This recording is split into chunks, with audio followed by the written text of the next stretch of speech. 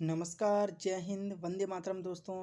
स्वागत है आप सभी का नॉलेज गुरु 1602 यूट्यूब चैनल पर। दोस्तों, यदि आप यूपी टेट, सी टेट और सुपर टेट की तैयारी कर रहे हैं तो हमसे अवश्य जुड़ें, क्योंकि यहाँ पर इस चैनल पर आपको पूरा सिलेबस कंप्लीट कराया जाएगा। और आज सामाजिक अध्ययन की श्रृंखला के अंतर्गत भारत की नदियाँ आज हम पढ़ेंगे।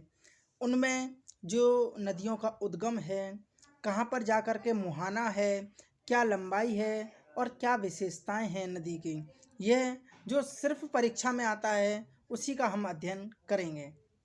आइए दोस्तों, आज की श्रृंखला को प्रारंभ करते हैं। यदि आपने हमारा चैनल अभी तक सब्सक्राइब नहीं किया है तो अवश्य सब्सक्राइब करें। धन्यवाद। आइए, भारत की नदियाँ। दोस्तों, हमारी पहली नदी है सतलज नदी।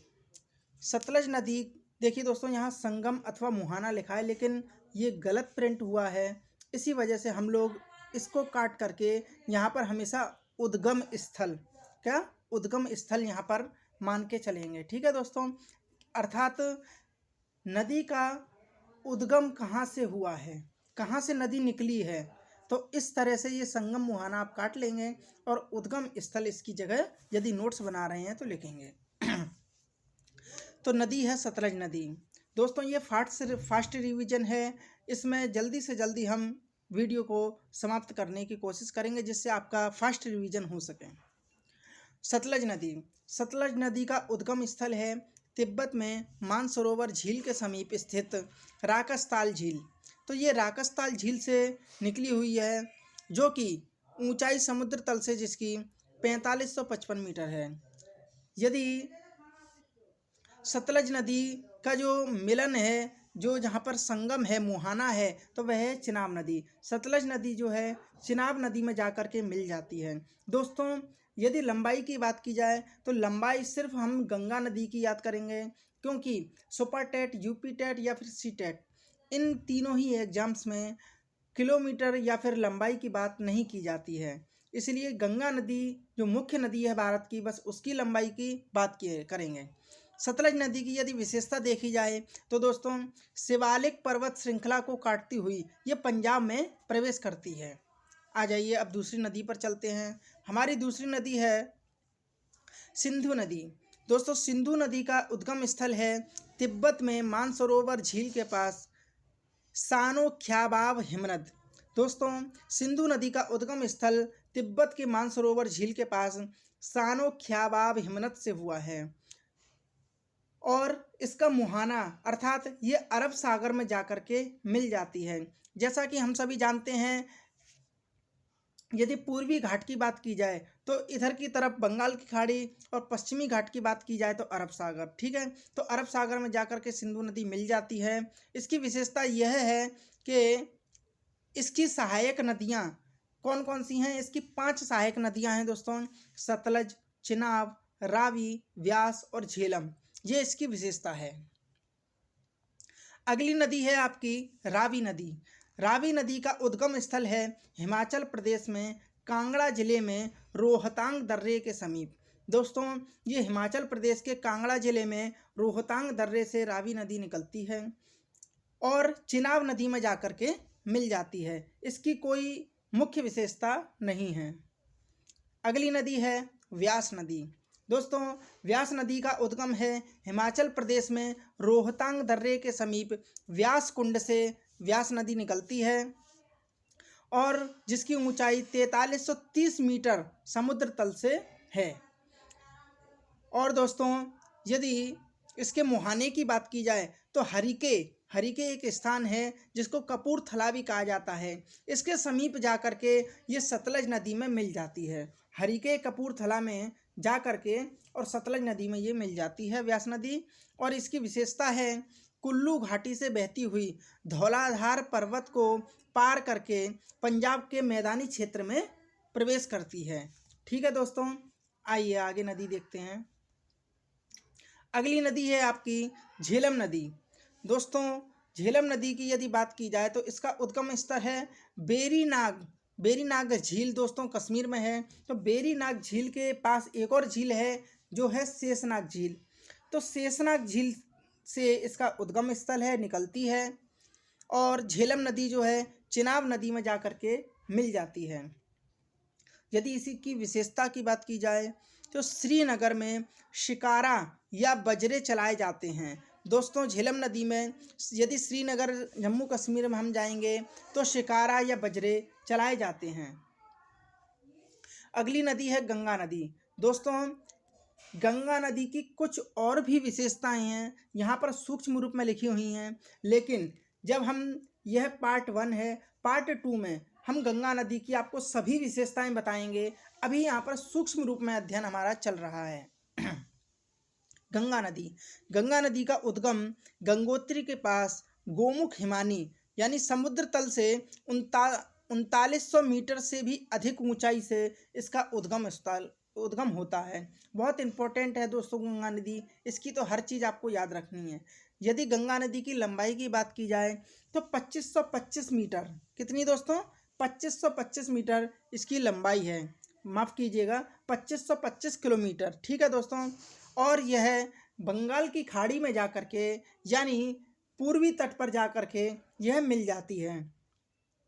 गंगा नदी की यदि विशेषता की बात की जाए तो गंगा नदी भागीरथी और अलकनंदा नदियों का सम्मिलित नाम है। भागीरथी और अलकनंदा नदी जब रुद्रप्रयाग में, माफ़ कीजिएगा देवप्रयाग में जाकर के मिलती हैं तो गंगा का नाम लेती हैं।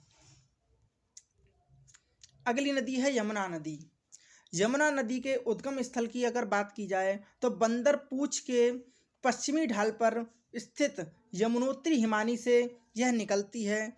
ऊंचाई समुद्र तल से 6316 मीटर की ऊंचाई से यह निकलती है, ठीक है दोस्तों। याद रखना बंदर पूछ के पश्चिमी ढाल पर स्थित यमुनोत्री हिमानी से इसका उद्गम स्थल है। और दोस्तों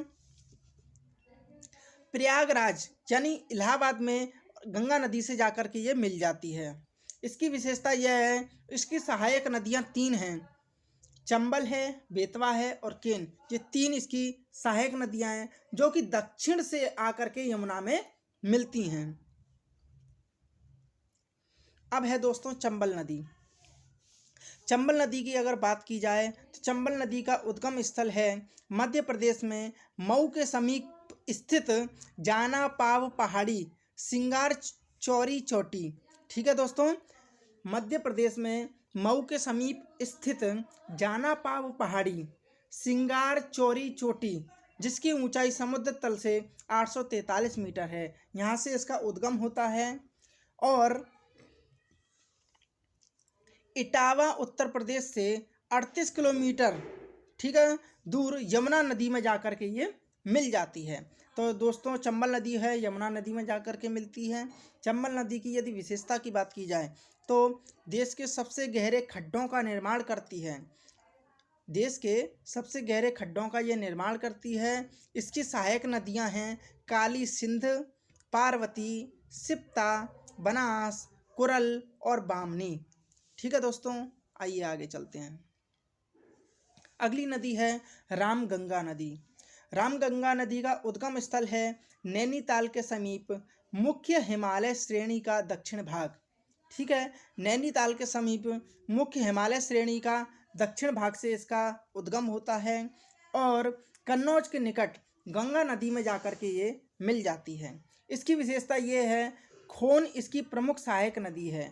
खोन रामगंगा नदी की प्रमुख सहायक नदी है। अगली नदी है दोस्तों शारदा नदी, जिसको काली गंगा भी कहा जाता है। तो दोस्तों शारदा नदी का उद्गम स्थल है कुमायूं हिमालय का मिलाम। कुमायूं हिमालय के मिलाम हिमनद से यह काली गंगा अथवा शारदा नदी निकलती है और बहराम घाट के समीप घाघरा नदी में जाकर के ये मिल जाती है। शारदा नदी की विशेषता की बात की जाए तो इसकी सहायक नदियां हैं सरमा, लिसार, सरयू या पूर्वी रामगंगा और चौकिया, ये इसकी सहायक नदियां हैं। अगली नदी है घाघरा या करनाली या कोरियाल। दोस्तों घाघरा नदी के ही ये नाम है करनाली या कोरियाल। घाघरा नदी के यदि उद्गम स्थल की बात की जाए तो नेपाल में तकलाकोट, क्या जगह है, तकलाकोट से 37 किलोमीटर उत्तर पश्चिम में पसातुंग हिमानी से, कहाँ से दोस्तों, घाघरा नदी पसातुंग हिमानी से निकलती है जो कि नेपाल में पड़ता है। और इसके यदि मुहाने की बात की जाए तो सारण तथा बलिया जिले के समीप गंगा नदी में जाकर के ये मिल जाती है। सारण तथा बलिया जिले के सीमा पर जो गंगा नदी स्थित है वहाँ पर जाकर के ये मिल जाती है। घाघरा नदी की अगर विशेषता की बात करें तो शिवालिक को पार करते समय शीप पानी नामक 180 मीटर गहरे खड्डे का ये निर्माण करती है और चौकिया तथा छोटी गंगा इसकी सहायक नदियां हैं। अगली नदी है गंडक। गंडक नदी को नेपाल में शालिग्राम तथा मैदानी भाग में इसे नारायणी नदी कहते हैं। गंडक नदी की यदि उद्गम स्थल की बात की जाए तो दोस्तों पटना के समीप ये गंगा नदी से ही निकलती है और पटना के समीप ही गंगा नदी में ही ये मिल जाती है। इसकी विशेषता यह है कि इसकी सहायक नदियों की यदि बात की जाए तो काली गंडक तथा त्रिशूली गंगा इसकी सहायक नदियां हैं। और दूसरी विशेषता यह है इसमें मिलने वाला एक गोल गोल पत्थरों को शालिग्राम कहा जाता है। दोस्तों गंडक नदी में एक गोल गोल काले पत्थर मिलते हैं, उनको शालिग्राम कहा जाता है। अगली नदी है कोसी। कोसी नदी के यदि उद्गम स्थल की बात की जाए तो गोसाई थान छोटी के उत्तर में इसका उद्गम स्थल है। गोसाई थान छोटी के उत्तर से यह निकलती है और कारागोला के दक्षिण पश्चिम में गंगा नदी से जाकर के मिल जाती है। इसकी विशेषता है इसकी मुख्य धारा अरुण नदी अर्थात तिब्बत में जिसको पंगचू कहा जाता है। ठीक है दोस्तों, इसकी मुख्य धारा जो है अरुण नदी है। और इसकी सहायक नदियों की अगर बात की जाए तो कोसी की सहायक नदियां हैं यारू, सून कोसी, तामूर कोसी, इंद्रावती, लीखू, दूध कोसी, भोट कोसी, तांबा कोसी आदि इसकी सहायक नदियां हैं। अगली नदी है बेतवा अथवा बेत्रवती। बेतवा कहिए या बेत्रवती कहिए। दोस्तों इसकी यदि उद्गम स्थल की बात की जाए तो मध्य प्रदेश के रायसेन जिले में कुमरा गांव के समीप विंध्याचल पर्वत से ये निकलती है। दोस्तों मध्य प्रदेश के विंध्याचल जो पहाड़ियाँ हैं वहाँ से इसका उद्गम स्थल है बेतवा नदी का। और हमीरपुर के समीप यमुना नदी में जाकर के ये मिल जाती है। यदि बेतवा नदी के विशेषता की बात की जाए तो ऊपरी मार्ग में कई झरनों का ये निर्माण करती है बेतवा नदी। अगली नदी है सोन नदी। यदि दोस्तों सोन नदी की बात करें तो उद्गम स्थल इसका अमरकंटक की पहाड़ियाँ, अमरकंटक की पहाड़ियों से ये निकलती है और पटना के समीप गंगा नदी में जाकर के सोन नदी गंगा नदी में जाकर के मिल जाती है। इसकी विशेषता यही है नर्मदा के समीप इसका उद्गम होता है। नर्मदा नदी का उद्गम जो स्थल है उसी के समीप ही इसका उद्गम होता है। अगली नदी है दोस्तों ब्रह्मपुत्र नदी। ब्रह्मपुत्र नदी को तिब्बत में सांगपो लिखा है दोस्तों, लेकिन इसको तिब्बत में ब्रह्मपुत्र नदी को सांगपो और असम में दिहांग कहा जाता है। ब्रह्मपुत्र नदी के यदि उद्गम स्थल की बात की जाए तो तिब्बत में मानसरोवर झील से 80 किलोमीटर की दूरी पर स्थित चेमयुंगडुंग हिमानी से इसका उद्गम स्थल है। कौन सा दोस्तों? चेमयुंगडुंग हिमानी से ये निकलती है और बंगाल की खाड़ी यानी पूर्वी घाट में जाकर के मिल जाती है। ब्रह्मपुत्र नदी की विशेषता यह है प्रमुख सहायक नदियाँ। ब्रह्मपुत्र नदी की यदि प्रमुख सहायक नदियों की बात की जाए तो दिबांग है, लोहित है, कामेंग है, सुबनसिरी है, मानस है, पुथीमारी है, धनसिटी है, पगलडिया है, तीस्ता है। ठीक है दोस्तों, तीस्ता नदी बांग्लादेश में है। अब आ जाती है नर्मदा नदी। यदि नर्मदा नदी की बात करें तो इसका उद्गम स्थल विंध्याचल पर्वत श्रेणियों में स्थित अमरकंटक नामक स्थान से यह नर्मदा नदी का उद्गम स्थल है। और ये खंभात की खाड़ी दोस्तों पश्चिमी घाट पर खंबात की खाड़ी है, वहाँ जा कर के ये मिल जाती है। इसकी विशेषता यह है, जबलपुर में भेड़ा घाट के समीप कपिल धारा, वहाँ कपिल धारा धुआंधार जलप्रपात का ये निर्माण करती है। और डेल्टा नहीं बनाती दोस्तों, ये जो नदियाँ आपका बंगाल की खाड़ी में गिरती हैं वह डेल्टा बनाती हैं, लेकिन यह खंबात की खाड़ी में गिरती है पश्चिमी घाट की तरफ, इसलिए यह एस्चुरी बनाती है जो भी नदियाँ। ठीक है दोस्तों, अब आगे चलते हैं। अगली नदी है ताप्ती नदी।